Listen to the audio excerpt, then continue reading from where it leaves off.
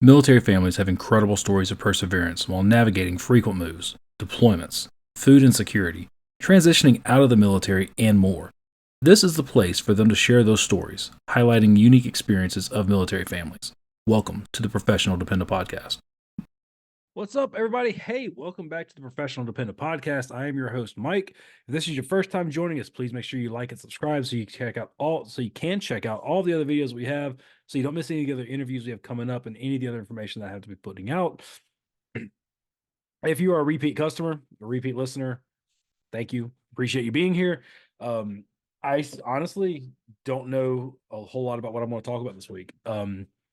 I know I said we were going to go to probably every other week, and I'm glad I did that because last week was insane.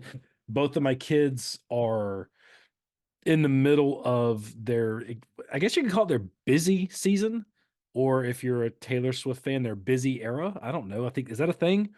I only know my youngest, one of my girls is a Swiftie, I guess. I think that's what you call it, right? But they're like the average casual Swifty. Like they like the music, but they don't do all the stuff. Anyway, I'm rambling. Um, anyway, we have had back-to-back gymnastics tournaments coupled with volleyball tournaments. Did I say gymnastics tournaments? Gymnastics competitions, meets, whatever.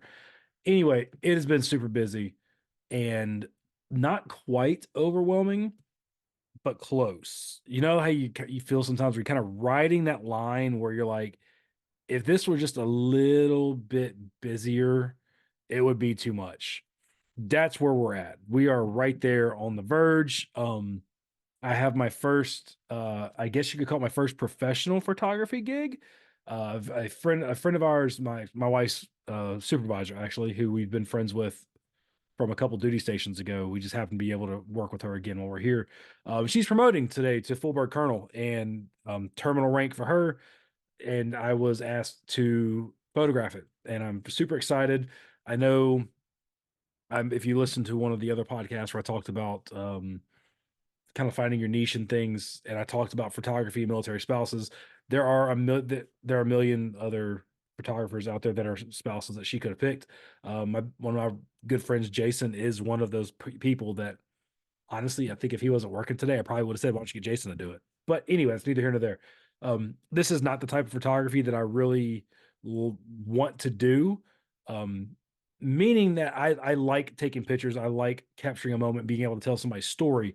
I really like that. What I'm saying is, my niche, if you will, is more sports photography and outdoor photography. Like, taking pictures of people is fine, and I'm going to do the absolute best job that I can. I'm going to, hopefully, I'm going to do a bang up job. I plan on doing a bang up job. So we'll see what she says whenever that's all said and done. I'm honestly probably not going to charge her because she's a really good friend. This is a pretty big deal for her, and I want to be there to help her celebrate her moment. So that's the goal. So that's what we're doing. What else is going on, y'all? Um, I decided to partake in dry January, and today being January 31st, I honestly can say I don't miss it, which is good because I was honestly probably going a little bit too hard in the paint for with drinking, if you will. I'm one of those people that once I get into a habit and a routine of doing something, I will do it absent-mindedly. For example, there would be days where I wasn't planning on having a drink, and I would find myself after dinner pouring a glass of bourbon or having a beer or two. It just strictly out of routine and habit. Um, got to the point where I was like, you know what, this is ridiculous, and I don't like the fact that I'm quite literally drinking every day.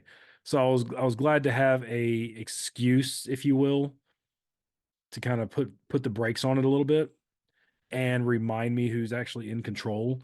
And I don't know if y'all can still see the video. For whatever reason, I don't, and I seriously don't understand why this is happening, but the video will just randomly go to my phone, and now the button isn't working to start the video on here, and I don't really understand at all what the actual crap. Welcome back. This has been happening more and more lately. I am fairly adept at technology, y'all. I am pretty good at technology. Um, I'm what you would call an early adapter. I tend to get things and like learn new stuff as it's coming out. That way I'm not a year behind on different things. But for whatever reason, this integration between the MacBook and the iPhone is really irritating me. Um, because holy crap, like why? Like I didn't even touch my phone. I was up here talking to this camera, and for whatever reason, it just switched to my phone. I don't know why it thinks that I want to use my phone as a camera when I've got a perfectly good camera right here. So anyway, yeah, so I was really happy to spend the month and not drink. I cannot say I did not drink the entire month because one of my daughter's gymnastics meets was in Kentucky, and I'm pretty sure it's against the law to go to Kentucky and not drink bourbon. I had a drink. I was actually really proud of myself for having a single drink. So, went the month, had one drink the entire month. So yeah, dry January will go down as a win for me because now I know I'm basically I've broken that habit, right? I've gotten out of that routine. Um, and so now I can kind of, enjoy a little bit on the weekends now and then. And it's not already that pre-wired notion of, okay, well, it's after dinner, it's time to have a drink. It's after dinner, it's time to have a drink. Um, so anywho, and I'm not even going to be able to drink like for Thursday. Because I really don't plan on drinking during the week. And then Friday, I'm going to Indiana, going to do a turn and burn, going to Indiana for a gymnastics meet.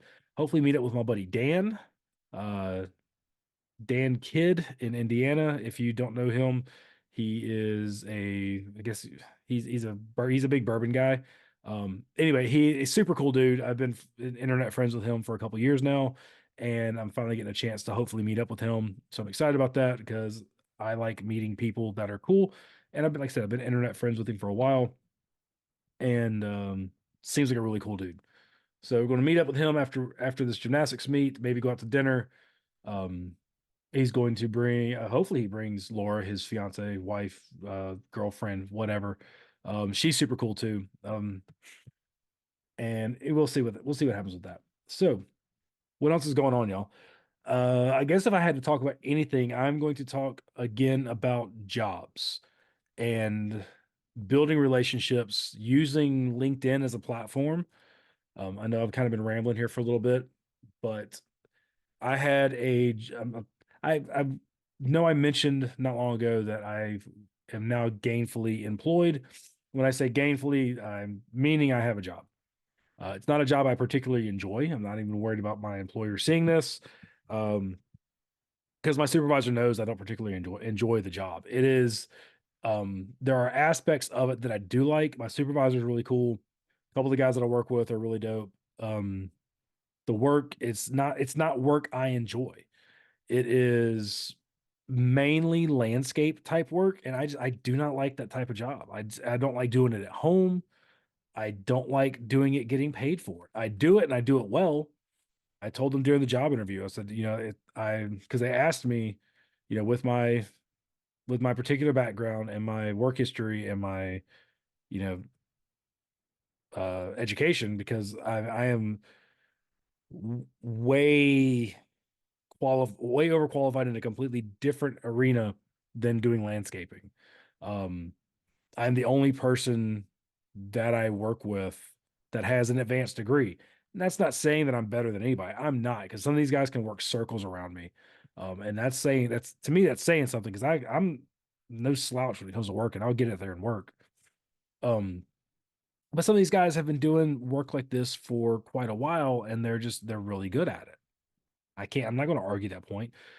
But they asked me, what's to stop you from leaving if you get a better job interview? And I said, honestly, nothing, which is why I was surprised I got the job because I told them if and when a different, job opportunity comes around that is more fitted to my background and my level of expertise, I'm going to take it. And I spoke to my supervisor, and he was like, "Well, what do you like about doing landscaping?" I was like, "I don't. There's nothing about landscaping that makes me happy. What makes me happy is being out of the house, feeling like I'm feeling like I'm contributing, feeling like I'm doing something that's kind of worthwhile, and the job satisfaction of knowing that I did a job and I did it well." And lately, I've not been getting that job satisfaction because we painted the inside of a building, and you could not tell that we painted. There were maybe two things in there that you could tell that we actually painted. The rest of it looked exactly the same. That is not job satisfaction. That is busy work at best. So, but I don't complain about those things on LinkedIn. I'll just come complain about them here to y'all. LinkedIn is really cool. I got to take a class with um, Matt Quinn. Is that his name? Now watch it. It's going to try to connect again to the thing. He's he's with higher heroes. See, this is one of the things I wish there are a lot of organizations out there that are doing a lot of really cool things that are trying their best to help military spouses get get jobs. They're trying to help military spouses, veterans, transitioning service members, trying to help them find meaningful, gainful employment in an area they want to work in. Here's my issue. There is hire heroes, there's hiring our heroes, there's hire military, and there's another one. There's like four of them, and two of them, like hire heroes and hiring our heroes, are both pretty big. But holy crap, you've got at least three, maybe four that are all roughly the same name. Like, did they all come up at the same time, or is that like was that a and maybe I'm just the one that is unable to separate them, but I get really confused whenever I'm trying to talk about hire military or hiring heroes or hire our heroes or and then because the names are so similar, I forget who works where. And I'm usually pretty good about doing my due diligence about, making sure that I've got the right names or this, that, and the other. Anyway, rambling a little bit. Nobody really cares. Maybe I'm not. Is anybody else confused by those different organizations all having roughly the same name? Is it just me that can't keep them straight? Anyway, took this class. It was on free online class through, I think it was through higher military or it was one of them. Really good class. And it's so great that I can't remember who it was, but it seriously was a good class. And there was insight on how to properly use LinkedIn and how to use LinkedIn to expand your network, how to use LinkedIn as a networking tool, um, job search, this, that, and the other, how to, expand your horizons a little bit on LinkedIn. Because let's face it, in today's global commerce, if you will, most people, as they are transitioning, are very open to moving other places for employment, right? I like for me, for example, I'm in a position where I cannot move. I have to find a job that is geographically central to where I'm at.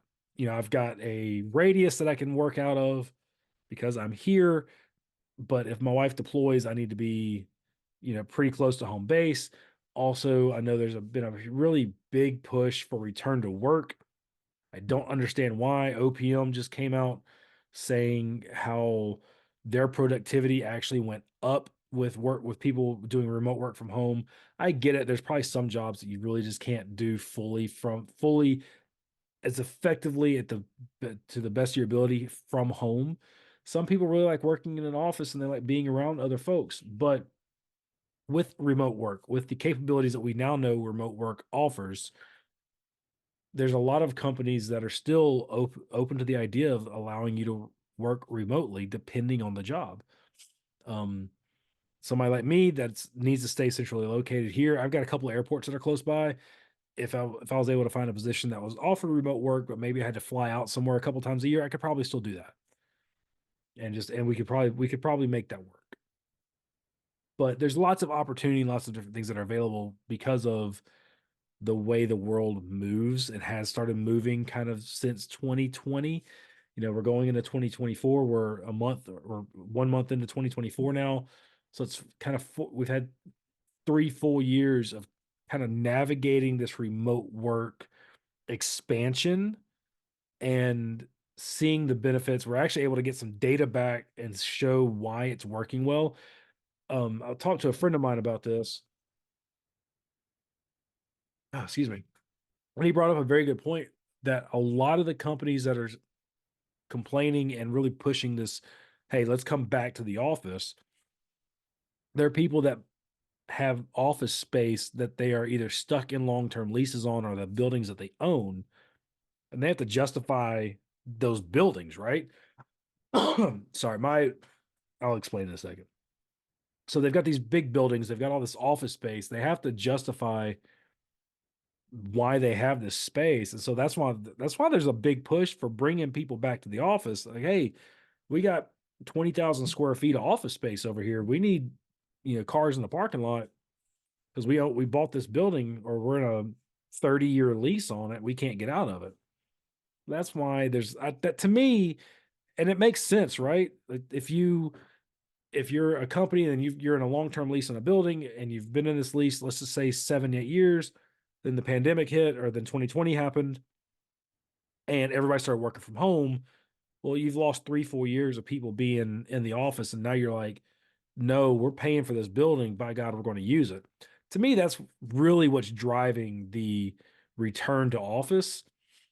I'd be really curious if anybody has any other thoughts on that. I know there's some jobs that probably work better being in an office setting, right? There's sometimes if you're working on a team, it's easier to be in the same building. You can, you know, you can walk to to the person's office next door. You can come together, but we can do a lot of that stuff virtually. I will admit that it's harder to have kind of a sides. Like if there's something going on, and you think of something, you're like, oh wait, I need to talk to you for 5 minutes after. You can do that real quick in a meeting, and it doesn't really disrupt the flow of the meeting too bad. But if you're trying to do that in like a Zoom call, there's private chats and whatnot. You can send somebody a chat like, hey, I need to catch up, 5 minutes after this. There's ways around everything, but there are some things that just work better in an office setting. A lot of IT jobs are fully remote. Well, I've got another podcast that I do where we discuss books and fantasy stuff and sci-fi things, and he's completely remote. He works 100% from home. So that stuff is, he does programming and writes code and stuff, and he does it from his house. Anyway, the reason why I sound like I have, something clogging my nose is because my sinuses have been absolutely killing me. Uh, there was always the running joke while we were in Alaska that Alaska, as great as it was, spent the entire time we were there trying to kill my wife because she suffered so bad with allergies in Alaska. And I have not had the best time since we've been living here. Another reason why I really don't like doing landscape work. Allergies, it just is not fun. And that sounds crazy with how much I love camping and being outdoors, but man, this new job and working outside all the time, like, I mean, especially being around all different kinds of trees and plants and stuff, it is absolutely wrecking my allergies. So, um, so yeah, so that's what this is. But going back to the LinkedIn thing, one of what I've learned and what I've been trying to implement is making you need to post on LinkedIn. You can't just go around liking everybody's things. One thing I did learn was that if somebody makes a post and they're in your network and you're like and you want that post to get more traction, it's actually better.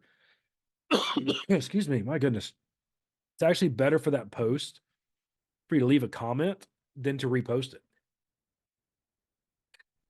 It's something about the way the algorithm works. It was explained to me that if you comment on it, your entire network sees it. It basically your entire network will see that Michael commented on so and so's post. Um, and then they can just see that post. Whereas if you share it, or you repost it rather, it it might not go to your entire network, because if you're it's one of those things where if your network, I don't know if it's like if your people in your network don't check your page regularly or something like that, then you just kind of get pushed to the bottom. I don't know exactly how it works. But so if you like it, leave a comment on it, it helps boost that post.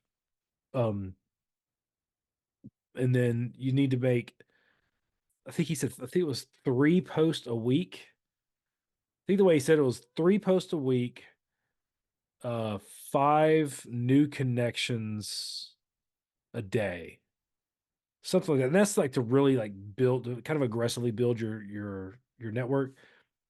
The great thing about building your network on LinkedIn is you can go through and you can search, I'll just say emergency management, and you can pull up everybody that's in emergency management, or you can just hit search and people, and then you can go through and you can filter. Okay, I want to connect with people that live in Columbus. I want to connect with people that are emergency managers. I want to connect with people that are podcasters. I want to connect with people that are that have military spouse in their bio. I want to connect with people that are transitioning service members, etc. You see where I'm going with this, right? You can filter out your results, and it'll continually give you a smaller list. I can go through and be like, hey, I want to connect with people that went to Georgetown that are military spouses. It's going to give me a list of people that have that listed in their bio.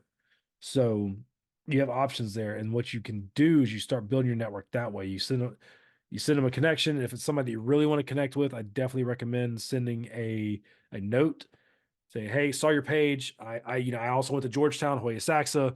Love to connect with you. It can be that simple. It doesn't have to be for whatever reason, everybody thinks LinkedIn, you have to get your AP volume 7 or 8, whatever volume they're on now. They were on 6 whenever I was using it. You got to get your AP manual out and have another screen open with a thesaurus, and put your business hat on and write like you've got an MBA from Harvard. Which if you do, kudos to you. What I'm getting at is that doesn't feel genuine, right? I often do say I need to put my LinkedIn hat voice on, or my LinkedIn hat on, when I'm typing out some things. But for the most part, how I talk on LinkedIn is how I talk in real life. And it's also how I talk on every other social media platform. People don't want you to read your content, or can even connect with you if it doesn't feel authentic. And if you've listened to any of my other podcasts, you will know that I'm really big on authenticity, just being who you are. Imagine this. Imagine if you were listening to my podcast or watching this video, found me on LinkedIn, and you were like, this way, I've heard this guy talk, and I'm reading this thing on LinkedIn. These are two different people. Absolutely two different people. That would feel less, you wouldn't know which version to believe. So I tend to be pretty much the same person on every social media platform. That way, if I'm approaching somebody to be a guest on the podcast, if I'm trying to build my network, if there's somebody that has a niche that I'm really interested in, I want to connect with them to learn more about it. They start checking out my content to see if I'm worthwhile to connect with, right? Sinuses, man, it's killing me.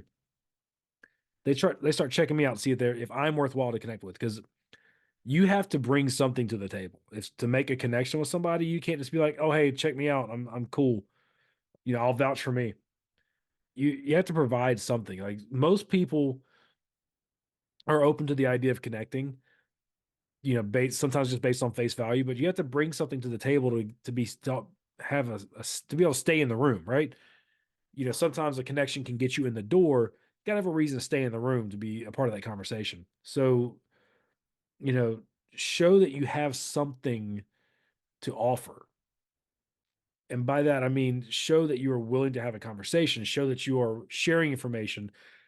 You're not just there to be a consumer.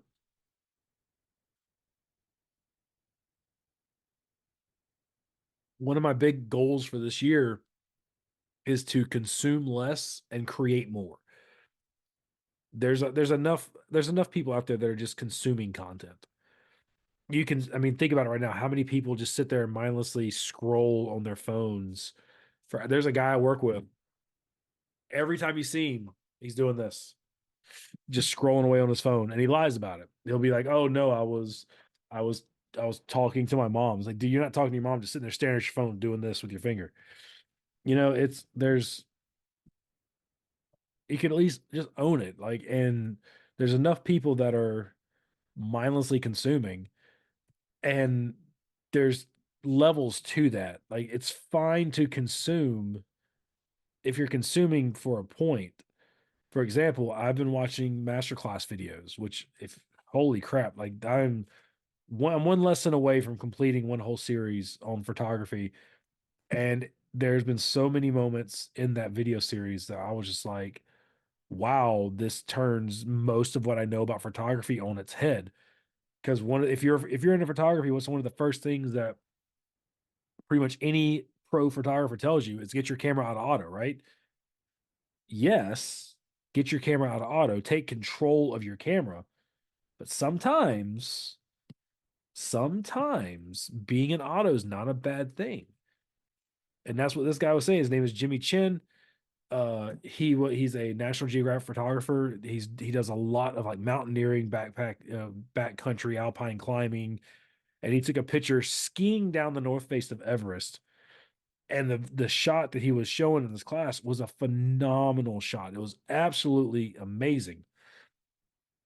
And he said, yeah, this was in auto because if I had sat there trying to ski down the north face of Everest while I'm messing with the settings, we would have missed it.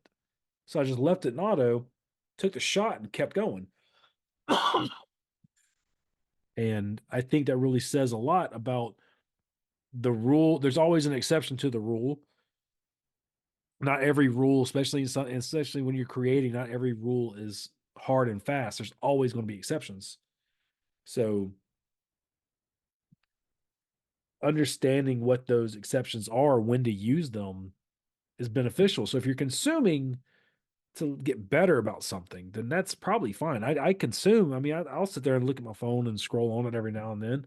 I've gotten a lot better about not just sitting there forever scrolling through for however long. So, yeah. Um. Anyway, so that's my goal for the year is to be more of a creator, less of a consumer. That goes for LinkedIn as well. Trying to be more of a creator on LinkedIn. I'm trying to publish more on LinkedIn, connect with more people that I can bring in as guests on the podcast. Still writing my book. Since I got this job, it has kind of taken away a lot of my writing time. So I'm having to be more purposeful about what I do in my off time. And yeah, I'm probably going to go ahead and cut it here, y'all. I know this is kind of sudden, but man, I am so stuffy. And I know nobody wants to sit here and listen to me cough and sneeze and sound like I need to go blow my nose because I probably do. But anyway, what are some of your goals for moving forward? We're 1 month down. February is right around the corner. Are you big into Valentine's Day? Like, is that a thing for you? Um, I gotta admit, my wife and I, when we were younger, we would kind of go big for Valentine's Day, buying gifts and this, that, and the other. And now we kind of I don't know. To me, like if Valentine's Day is your thing, that's great. It's wonderful. Um, what I have learned is that I buy my wife little trinkets and gifts and things and do stuff for randomly throughout the year where she doesn't feel like Valentine's Day has to be a thing. And don't get me wrong, she still loves it when I get her stuff, and I still do get her stuff, but it's not as big of a production. And I know some people are like, "Oh, blah, blah, blah." If look, if Valentine's Day is a big thing for your significant other, then make it a big thing. But if they're just like, I don't really care, and they truly mean they don't really care, then maybe just step up doing things randomly throughout the year. So anyway, Valentine's Day is not that big of a thing for us. My girls love it. They love getting candy and flowers and stuff. So we do things for my kids. Anyway, I hope you all have a fantastic day. January is over. This is January always feels like it's 4 months long as you come into the new year. Anyway, excuse me. Y'all have a fantastic day. We will be back probably in 2 weeks because this schedule just seems to be working better for me currently. And yeah, cheers, y'all. Have a great day.